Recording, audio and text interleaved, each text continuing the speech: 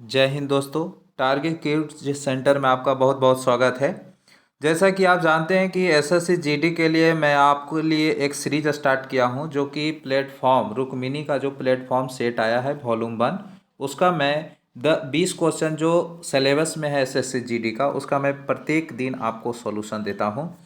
चलिए, आपका ज़्यादा समय न लेते हुए हम क्वेश्चन की ओर बढ़ते हैं। तो सबसे पहला क्वेश्चन है, निम्नलिखित में से कौन सी गैस अम्ल वर्षा का कारण बन सकती है। देखिए, अम्ल वर्षा को एसिड रेन भी कहते हैं। तो ये वर्षा होने का एक कारण है जिसका नाम है SO2, जिसको आप कहते हैं सल्फर डाइऑक्साइड। क्या कहते हैं दोस्तों? Sulphur dioxide. तो इसका आंसर 3 हो जाएगा। चलिए, अगला क्वेश्चन की ओर बढ़ते हैं। निम्नलिखित में से किस पदार्थ में सबसे अधिक विशिष्ट ऊष्मा होती है? तो सबसे अधिक जो विशिष्ट ऊष्मा होती है वो होती है पानी में, जिसको आप जल बोलते हैं। तो सबसे ज़्यादा विशिष्ट ऊष्मा किस में होती है? पानी में होती है। इसीलिए इसके भाप से आपका हाथ ज़्यादा जल जाता है। चलिए, अगला क्वेश्चन की तरफ चलते हैं कि विश्व स्वास्थ्य संगठन WHO की स्थापना कब हुई? WHO की जो स्थापना हुई 1948 में। विश्व स्वास्थ्य संगठन कोरोना के समय में ये बहुत ही चर्चित रहा था और WHO ने ही महामारी घोषित किया था। ये पूरे वर्ल्ड लेवल पर स्वास्थ्य की देखभाल रखता है।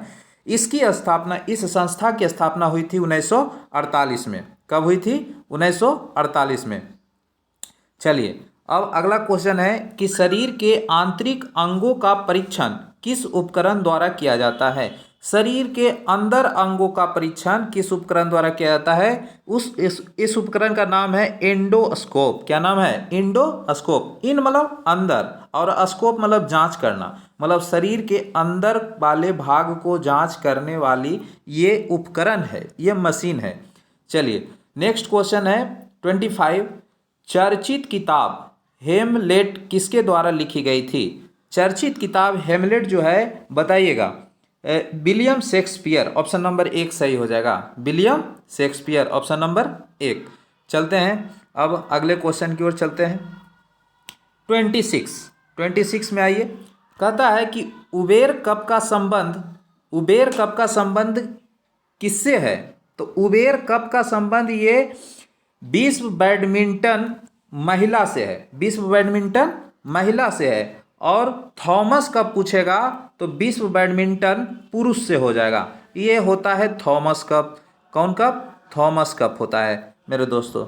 चलिए, अगला क्वेश्चन है कि कौटिल्य का संबंध निम्नलिखित में से किस विश्वविद्यालय से था? कौटिल्य, जिसको हम कहते हैं इनको कौटिल्य भी नाम है, विष्णु भी नाम है और चाणक्य, सबसे प्रसिद्ध नाम चाणक्य है। ये किस विश्वविद्यालय में पढ़ाते थे? तो ये थे तक्षशिला विश्वविद्यालय, ऑप्शन नंबर डी, तक्षशिला विश्वविद्यालय।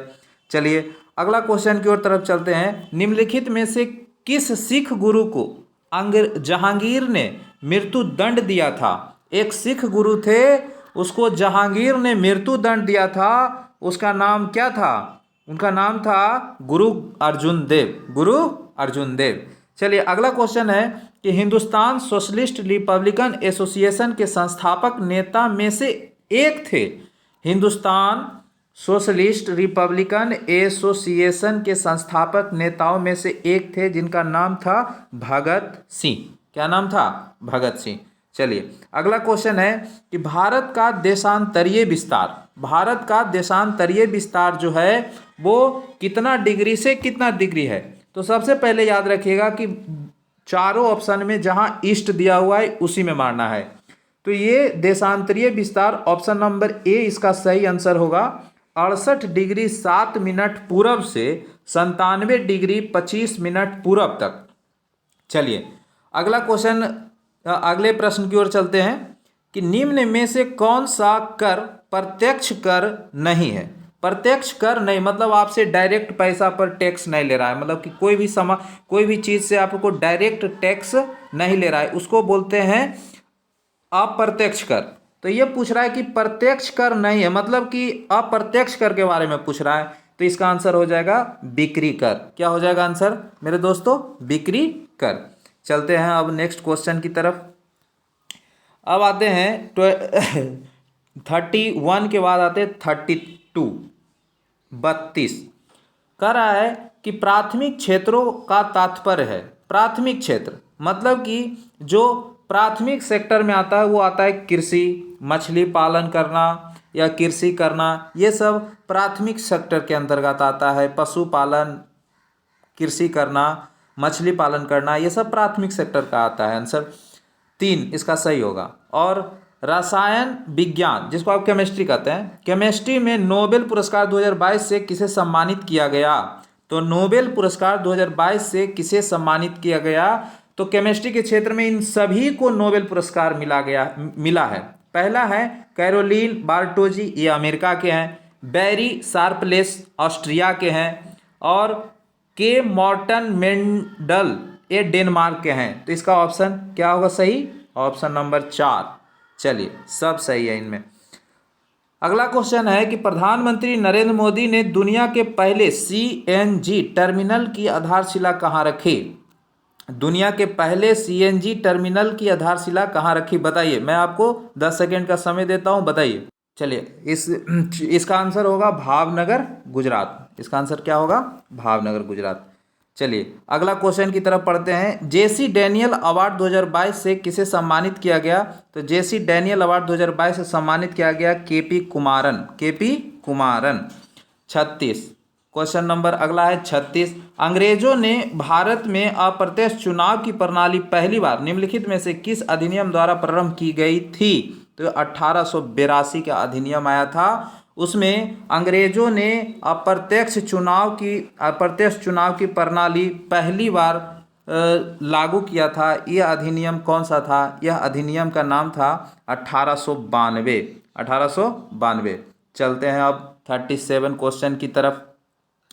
स्वतंत्रता से पूर्व रियासतों में से कौन सी रियासत सबसे बड़ी थी? स्वतंत्रता से पहले रियासत हुआ करती थी जिसमें सबसे बड़ी रियासत थी हैदराबाद। कौन सी थी? हैदराबाद। चलिए अगला क्वेश्चन है, संविधान सभा के खाली स्थान 1946 के अंतर्गत भारतीय संविधान का निर्माण हुआ। तो बताइए इसका आंसर क्या होगा? इसका आंसर होगा ऑप्शन नंबर सी सही होगा, कैबिनेट मिशन प्लान। संविधान सभा के कैबिनेट मिशन प्लान 1946 के अंतर्गत भारतीय संविधान का निर्माण हुआ। चलिए अगला क्वेश्चन की तरफ चलते हैं। उत्तरी कोरिया तथा दक्षिणी कोरिया की बीच उत्तर कोरिया और दक्षिण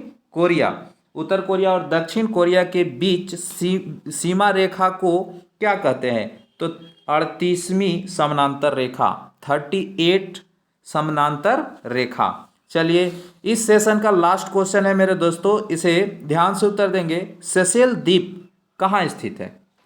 ऑप्शन नंबर ए है पूर्वी कैरिबियन सागर, ऑप्शन नंबर बी है हिंद महासागर, ऑप्शन नंबर सी है प्रशांत महासागर, ऑप्शन नंबर डी है भूमध्य सागर। इसका सही आंसर होगा बी नंबर, हिंद महासागर। और सेशेल देश की राजधानी कहाँ है? विक्टोरिया।